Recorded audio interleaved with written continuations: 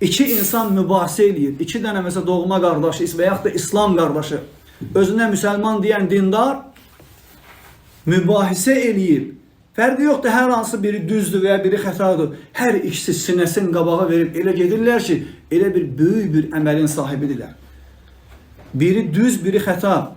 Əslində düz olan özünü sındırıb, Allah Resulü sallallahu aleyhi və səlləmin kim haqlı olaraq mübahisəni tərk eləsə, cənnətin kənarında ona ev veriləcək hədisinə əməl eləməlidir. Sən ola bilər doğru deyirsən, haqqı deyirsən, lakin sən üzr istəyə bilərsən, təkəbbürlüyü sındıra bilərsən, öz nəfsini, bəlkə təkəbbürlü də deyilsən, lakin nəfsini sındırıb, təvazükarlıq eləyib, sən əl atsan, sən salam versən, sən keçsən, Allah səni izzətləndirəcək. Necə alimlərdən birinə deyirlər ki, Əhnəf ibn Qeysməl insaniyə, insanlıq nə dedi ki, ət-təvadu indər-rüfə, insanlıq ucalanda təvazükarlıq eləməkdir.